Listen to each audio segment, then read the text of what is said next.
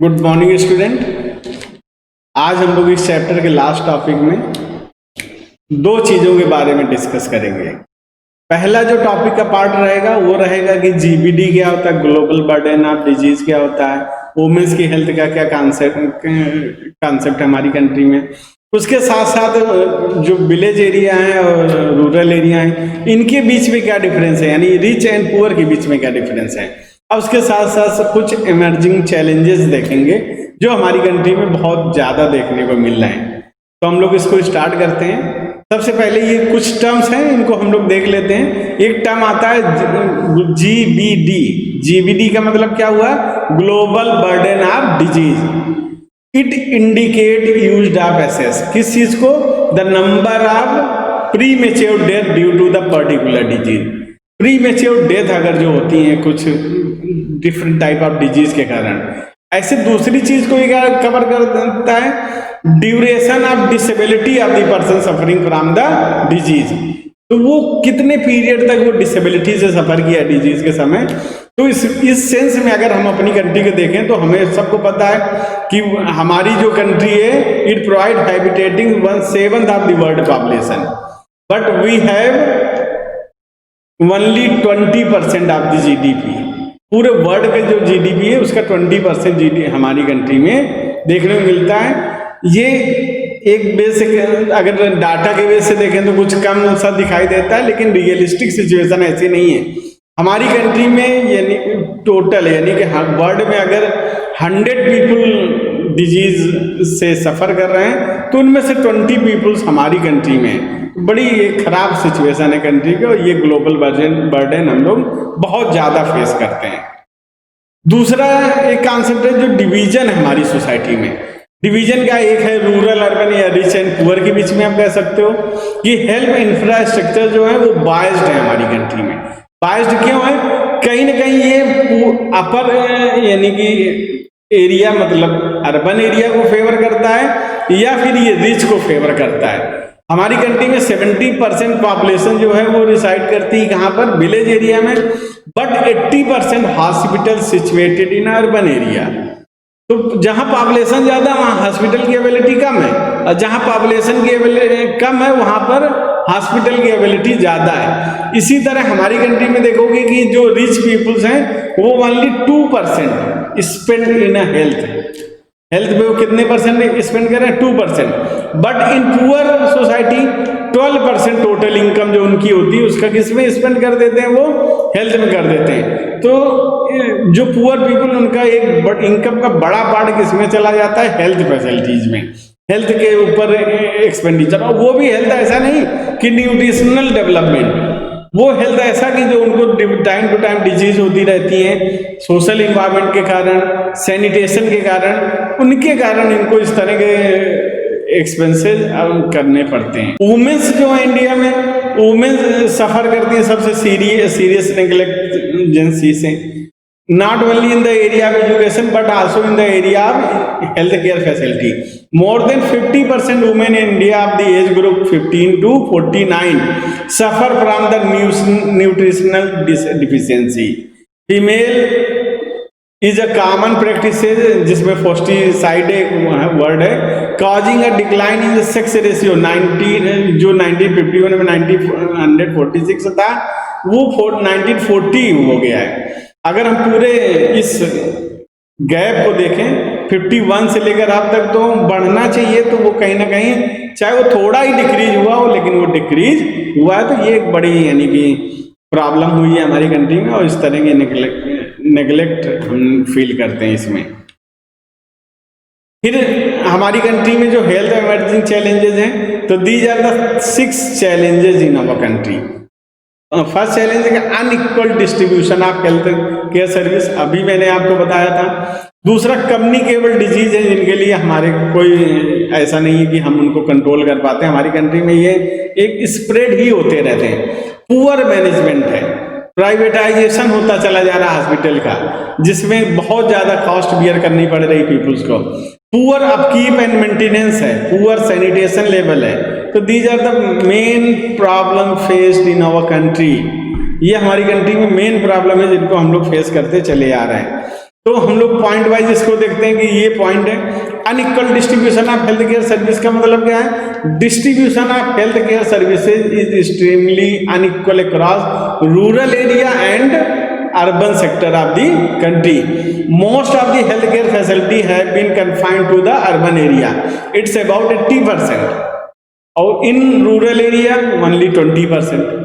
तो urban area में health care facility ज़्यादा है, रूरल एरिया में जबकि उल्टा है। Only 30% population reside in urban area and 70% population reside in rural area. तो जहाँ पर 30% है वहाँ पर क्या हो रहा है? हेल्थ केयर फैसिलिटी 80% है। अब जिस जगह पर 70% पीपल रिसाइड कर रहे हैं वहाँ पर केवल 20% हेल्थ केयर फैसिलिटी हमारी कंट्री में है। ये एक सीरियस प्रॉब्लम हमारी सोसाइटी के लिए। इसी तरह कम्युनिकेबल डिजीज जैसे एड्स है, HIV है, SARC है, जिसको सेवियर एक्यूट रेस्पिरेटरी सिंड्रोम कहा जाता है, ये राइजिंग कर रहे हैं, लगातार बढ़ते जा रहे हैं। इसके अलावा भी बहुत सारे, ये जो पहले कभी कभी सुनने को मिलता था, या बहुत सारे ऐसे डिजीज हैं जो हमारी कंट्री में स्प्रेड, आज तक इनकी कोई मेडिसिन ऐसी नहीं आई कि स्प्रेड ही ना हो। वो मेडिसिन है जो हम बीमार होने के बाद उनको दिया जाता है, वो भी बहुत यानी कि क्रिटिकल सिचुएशन रहती है कि चांसेस बहुत कम होते हैं। तो ऐसी प्रॉब्लम्स हम लगातार अपनी कंट्री में फेस कर रहे हैं और ये एक बड़ा चैलेंजेस हमारे सामने आता चला जा रहा है। फिर पुअर मैनेजमेंट है। हेल्थ जो personnels are grossly inadequate particular in rural area. Rural area में आप अगर डॉक्टर्स की खोज करना शुरू कर दें, एक बड़े कस्बे में ही तो अगर 20 डॉक्टर्स की अवेलेबिलिटी होगी तो उनमें से कम 18 to 19 डॉक्टर्स क्या होंगे? वो केवल BAMS किए होंगे और प्रैक्टिस किसकी कर रहे होंगे? एलोपैथी की, यानी MBBS के लेवल की वो प्रैक्टिस कर रहे होंगे। और वो इस तरह, तो वो जो एबिलिटी है डॉक्टर्स की वो हमारे पास एडिक्यूट नहीं है, और जिसके कारण हम इस तरह की बहुत प्रॉब्लम्स फेस करते हैं।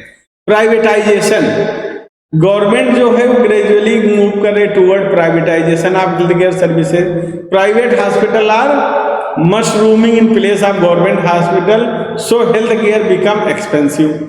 और इंडिया की जिस कंट्री में लगभग 40% पीपल अनएम्प्लॉयड की कैटेगरी में आते हैं, दूसरी पॉवर्टी का जो लेवल है बिलो पॉवर्टी लाइन 26% पीपल्स हैं बिलो पॉवर्टी लाइन है। तो ऐसी कंट्री में हम कॉस्टली हेल्थ फैसिलिटीज कैसे अवेल कर पाएंगे? तो प्राइवेटाइजेशन होने से क्या हो रहा है? हेल्थ केयर फैसिलिटी भी बहुत एक्सपेंसिव होती चली जा रही, प्रॉब्लम्स ये क्रिएट करती जा रहे हैं। Poor upkeep and maintenance, upkeep and maintenance of the government health care centre is very poor. आप गवर्नमेंट हॉस्पिटल जाओ तो आपको दिखाई देगा ना सही से डॉक्टर्स की अवेलेबिलिटी होगी, उसका सैनिटेशन लेवल भी बहुत पुअर होगा, और आपको मेडिसिन भी जो सारी गवर्नमेंट अवेलेबल कराती है वो आसानी से अवेलेबल आपको नहीं होगा। इस कारण से प्राइवेट और गवर्नमेंट हॉस्पिटल में एक बड़ा डिफरेंस होता चला जा रहा। जितने भी गवर्नमेंट डॉक्टर्स हैं वो प्राइवेट प्रैक्टिस करते हैं, प्राइवेट हॉस्पिटल के साथ में अटैच होते हैं, और इससे क्या होता है कि प्राइवेट जो हॉस्पिटल है उनकी डिमांड बढ़ती जा रही और गवर्नमेंट हॉस्पिटल कहीं ना कहीं नेग्लेक्ट होते चले जा रहे हैं। तो ये जो लेस केयरनेस है गवर्नमेंट हॉस्पिटल्स की, वो इंडिया के लिए एक बर्डन के रूप में सामने आता जा रहा है। फिर पुअर सैनिटेशन लेवल है। It is the extremely poor both in rural and urban area. Sanitation infrastructure है two function: to make clean surrounding where we live and work, to motivate awareness of the sanitation among the masses and encourage their participation in awareness program. It is found that nearly 30% of houses have no toilet facility in the urban area. In the rural slums, sanitation is absolutely miserable. तो आप देखेंगे कि urban area में जो sanitation है वो बहुत ही poor है, और वहाँ पर स्लम एरिया, अगर आप कभी उसमें एंट्री करेंगे तो आप बिलीव नहीं कर पाएंगे कि हम ऐसे प्लेस में आए जहाँ पर पर्सन्स रहते हैं, लाइफ है और पीपुल्स रह रहे हैं। रूरल सैनिटेशन और भी वर्स है। रिसेंटली सर्वे में 150 डिस्ट्रिक्ट इन इंडिया कच्चा latrine are found to be luxury. तो जो लेटरिन बनी भी वो कच्ची बनी है, उस लेवल की नहीं बनी। ये तो एक छोटी सी, बाकी जो वहाँ पे ड्रेनेज पैटर्न है वो भी बहुत पुअर है। उनको अगर है भी ड्रेनेज पैटर्न गवर्नमेंट ने बनवाया है तो वो कभी ढका हुआ नहीं होता है, और इस तरह के बहुत सारे डिजीज क्रिएट करने का एक बड़ा रीजन बनता है वो। फिर इंडियन सिस्टम ऑफ मेडिसिन है। Indian system of medicine are system of medicine which are considered to be Indian origin और which have come to India from the outside and got assimilated into Indian culture. India has 6 recognized system of medicine in the category. पहली क्या है?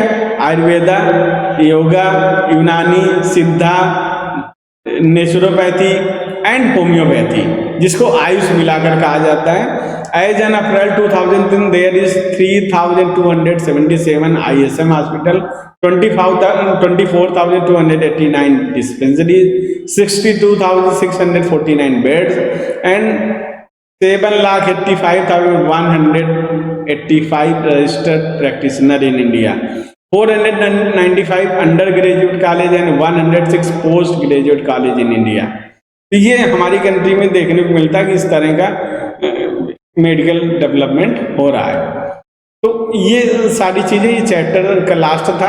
अब आपके पास ये 6 question है। State 3 deficiencies of health care infrastructures in India, explain the concept of GBD, what transmissions and distribution losses, health care in India is an emerging challenges of social infrastructures, how, bring out the principal drawback of health infrastructures in India, healthcare in India is suffer from urban, rural and poor rich divide, explain how. Okay, thank you.